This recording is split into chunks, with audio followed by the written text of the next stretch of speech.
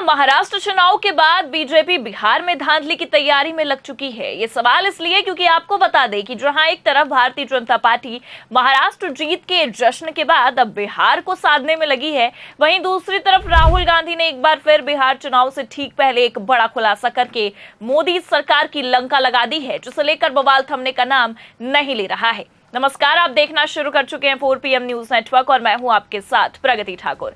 दरअसल आपको बता दें कि महाराष्ट्र चुनाव में हुई मैच फिक्सिंग को लेकर जहां एक तरफ भारतीय जनता पार्टी बुरा फंसी हुई थी कि उतने में ही आपको ये भी बता दें कि बिहार चुनाव से पहले राहुल गांधी ने बीजेपी के खेल को लेकर एक बड़ा खुलासा कर दिया है और पूरा का पूरा खेल एक्सपोज करते हुए गदर काट के रख दी है। तो फिलहाल बिहार चुनाव को लेकर राहुल ने क्या खुलासा किया है आपको आगे बताएंगे, और क्यों राहुल के इस एक खुलासे ने बिहार के साथ साथ महाराष्ट्र के भी खेल की पोल पट्टी खोल कर रख दी है, उस पर भी आएंगे। लेकिन इन सबसे पहले आप ये खबर देखिए। महाराष्ट्र चुनाव पर राहुल गांधी ने फिर उठाया सवाल, कहा भाजपा ने मैच फिक्सिंग की तरह धांधली की। तो जैसा कि आप जानते हैं कि जब से हरियाणा के बाद महाराष्ट्र का चुनाव हुआ तब से कई सारे सवाल खड़े हुए, और केवल सवाल ही नहीं बल्कि आपको ये भी बता दें कि सबूत भी निकलकर सामने आए, जिसने कई बार सरकार के साथ साथ चुनाव आयोग की भी पोल खोली। ये खबर देखिए आप एबीपी की, इसमें लिखा भी है महाराष्ट्र निलंबित पुलिस अधिकारी का ईवीएम को लेकर चौंकाने वाला दावा। आगे बताया गया है महाराष्ट्र विधानसभा चुनाव को लेकर निलंबित पुलिस अधिकारी के दावों ने नया विवाद खड़ा कर दिया। निलंबित पुलिस सब इंस्पेक्टर रंजीत कासले ने दावा किया कि परली में ईवीएम से छेड़छाड़ की गई थी, जिसके लिए उन्हें हटा दिया गया था और बाद में उनके खाते में 10 लाख रुपए दिए गए थे। तो भले से आपको बता दें कि हर बार की तरह एक बार फिर चुनाव आयोग ने पुलिस अधिकारी के भी दावों को खारिज करने की कोशिश की, लेकिन चुनाव आयोग का इस पूरे मामले पर यह कहना है कि आरोप एक असंतुष्ट पुलिस अधिकारी यानी कि निलंबित की ओर से लगाया गया है। सख्त कानूनी प्रशासनिक प्रोटोकॉल के तहत ईवीएम को रखा जाता है, ईवीएम को हटाने की कोई संभावना ही नहीं है। इसकी गंभीरता को देखते हुए डीएम और एसएसपी से लेकर सीईओ तक से रिपोर्ट मांगी गई। रिपोर्ट के आधार पर कार्रवाई भी की गई। लेकिन भले से चुनाव आयोग ने महाराष्ट्र चुनाव को लेकर हुई धांधली, ईवीएम में बड़ी छेड़खानी के सबूतों को सिरे से ही खारिज कर दिया हो, लेकिन जो दावे निलंबित पुलिस ऑफिसर ने किए उसे मिटा पाना काफी मुश्किल था, क्योंकि आपको बता दें कि ये दावे अब तक सियासी गलियारों में शोर मचा रहे हैं, जो साफ बता रही है कि दाल में कुछ काला नहीं बल्कि महाराष्ट्र के चुनाव में तो पूरी दाल ही काली थी। जी हाँ, क्योंकि आपको बता दें कि महाराष्ट्र चुनाव को बीते लगभग 6 महीने से भी ज्यादा का समय होने वाला है, लेकिन इस चुनाव ने मोदी सरकार के सारे धागे खोल कर रख दिए हैं और अब इन्हीं धागों को लेकर बिहार में राहुल गांधी ने मोर्चा संभाला है।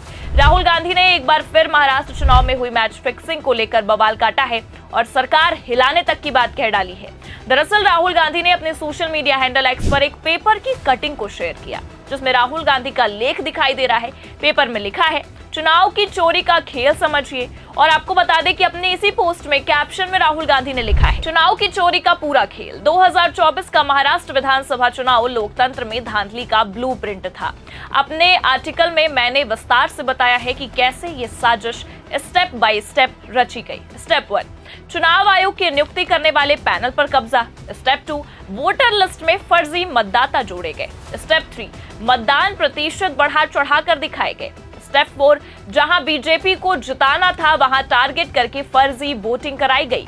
स्टेप 5, सबूतों को छिपा दिया गया। आगे लिखा है ये समझना बिल्कुल मुश्किल नहीं है कि महाराष्ट्र में भाजपा इतनी बौखलाई हुई आखिरकार क्यों थी, लेकिन चुनाव में धांधली भी मैच फिक्सिंग जैसी होती है। जो पक्ष धोखाधड़ी करता है वो भले से ही जीत जाए, लेकिन इससे लोकतांत्रिक संस्थाएं कमजोर होती हैं और जनता का नतीजों से भरोसा उठ जाता है।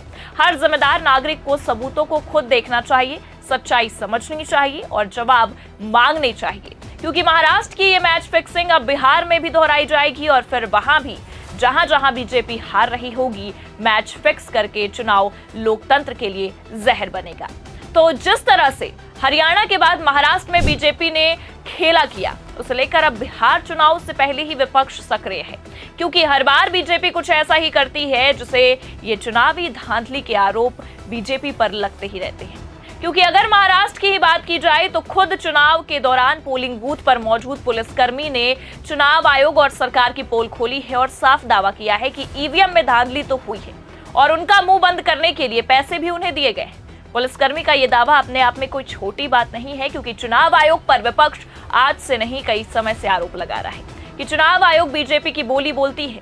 राहुल गांधी ने अमेरिका के बोस्टन में भी एक कार्यक्रम के दौरान कहा था कि चुनाव आयोग अब निष्पक्ष नहीं रह चुका है, वो समझौता कर चुका है, जिसमें उन्होंने महाराष्ट्र और हरियाणा चुनाव के नतीजों का भी जिक्र किया था। लेकिन अब राहुल गांधी ने महाराष्ट्र का ही जो एग्जाम्पल है वो देते हुए बिहार के चुनाव में भी बीजेपी की धांधली वाली रणनीति को उजागर कर दिया है। खबर देखिए आप, इसमें लिखा है महाराष्ट्र के बाद बिहार में मैच फिक्सिंग, राहुल ने बताया कैसे लोकतंत्र के लिए जहर है ये। आगे लिखा है बिहार में साल के अंत में विधानसभा चुनाव होने वाले हैं, इसको लेकर तमाम राजनीतिक दलों ने अपनी कमर कस ली है। कांग्रेस भी बिहार में दोबारा अपनी जमीन तलाशने की कोशिश कर रही है। यही कारण है कि नेता प्रतिपक्ष राहुल गांधी लगातार बिहार दौरे पर जा रहे हैं। इसी बीच राहुल ने एक बार फिर महाराष्ट्र विधानसभा चुनाव में धांधली का आरोप लगाया। उन्होंने कहा कि महाराष्ट्र के बाद अब बिहार में भी मैच फिक्सिंग की तैयारी की जा रही है।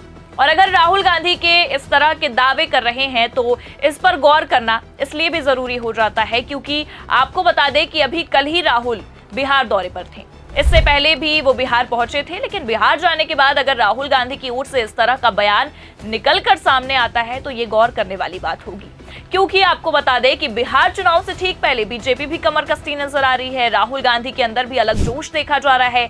कभी वो बिहार की प्रशासन से लड़ झगड़ के छात्रों से मिलने उनके हॉस्टल पहुंच जाते हैं, तो कभी बीजेपी की बिहार रणनीति को उजागर करते हैं। और जैसा कि आप जानते हैं कि साल के अंत में ही बिहार का विधानसभा चुनाव है और उसी बीच राहुल गांधी ने अपना ये आर्टिकल जारी किया है। एक बार फिर सबका ध्यान अपनी ओर खींचने की पूरी कोशिश की है कि बीजेपी का खेल अभी खत्म नहीं हुआ है। बिहार चुनाव में ये खेला अपनी चरम सीमा पर पहुंचता नजर आ रहा है, क्योंकि राजीव कुमार के कार्यकाल में हुए महाराष्ट्र चुनाव में हुई धांधली ने एक बार फिर पत्ते खोले हैं और कहीं ना कहीं अब बिहार चुनाव निशाने पर आया है। और ज्ञानेश कुमार के कार्यकाल का ये पहला चुनाव ही अब विपक्ष के निशाने पर आ गया है। ऐसे में आपको क्या लगता है, जो दावे राहुल गांधी ने किए हैं क्या ऐसा ही होगा? धांधली की कहानी अब महाराष्ट्र से उठकर बिहार पहुंचेगी? अपनी राय कमेंट करके जरूर बताएं। ये खबर कैसी लगी, लाइक और शेयर जरूर करें। चैनल पर नए हैं तो सब्सक्राइब और ज्वाइन करना ना भूलें। देखते रहिए 4PM न्यूज नेटवर्क। नमस्कार।